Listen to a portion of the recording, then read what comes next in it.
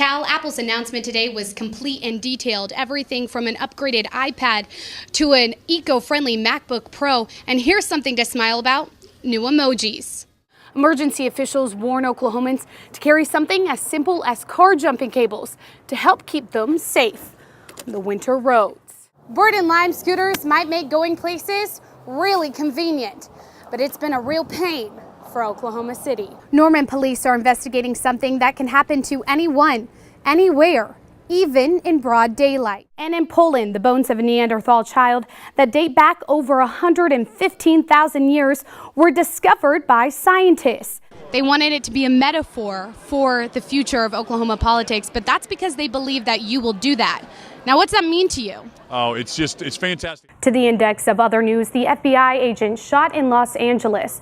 Authorities say gunfire erupted as agents search for a murder suspect. Norman public schools are in need of more and more drivers, which means they're opening their doors to drivers as young as 18. Well, that artificial intelligence presenter is designed to deliver the news 24 hours a day and will simulate human voice, facial expressions, and gestures. And now the developer believes the technology will reduce costs and improve efficiency, not only for websites, but also for social media. But I think it's a little creepy. To physicists, this tennis ball is just a geometrically spherical object.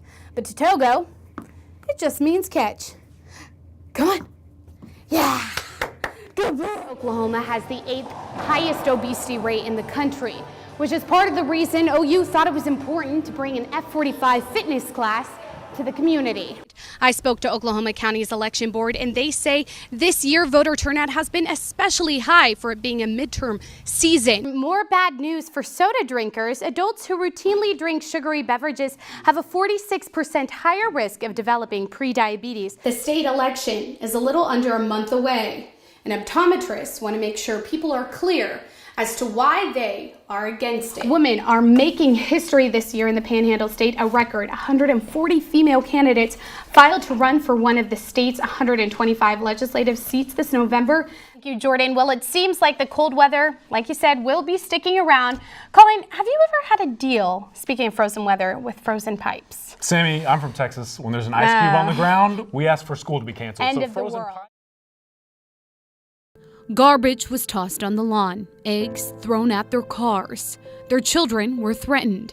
This was the welcome George and Barbara Henderson received when they moved from Detroit, Michigan to Norman, Oklahoma in 1968.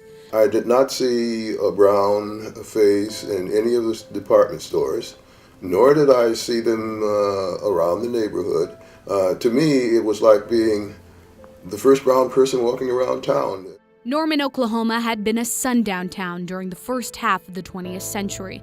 No blacks allowed after sunset. In principle, that practice ended as the civil rights movement gained strength in the mid-1960s. But until the Hendersons moved to town, no other African-American couple had been able to purchase a home in Norman. I'm the person running around saying I'm teaching in a racist university, situated in a racist community, in a racist state, in a racist nation, and we've got to do better. But George says while he was busy teaching students to have an interracial understanding of one another, the true trailblazer living out this idea was the mother to his 7 children, his wife, Barbara. In the town, I was known as Barbara's husband. In the university circle, Barbara was known as my wife. And yet I had a voice inside, and Barbara had a voice outside. Barbara was doing the things at home what I was encouraging people to do away. I guess we were a good team. Yeah, we were. Their combined voices became a megaphone advocating change. Barbara says most people in the Norman community became accepting and welcoming to the family once they got to know them. But there's one story of racism that sticks out to them.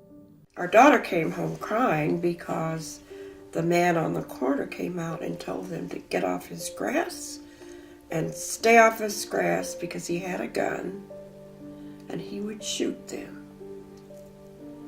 And wasn't he a city councilman? Yes, he was. Yes. I mean, the thing is, you couldn't confront this person.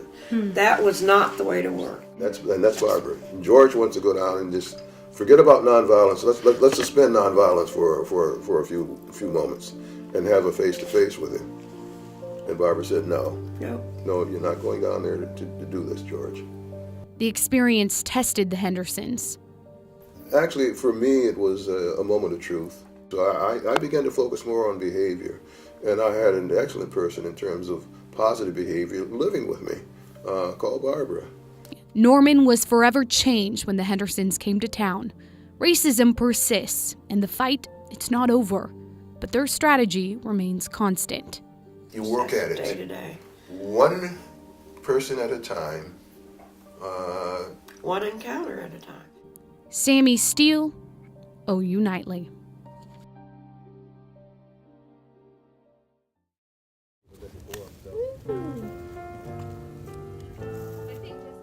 For Jesse and Katie Wells, Christmas isn't just a holiday, it's their business. In 2014, the couple and their son moved into their dream farmhouse.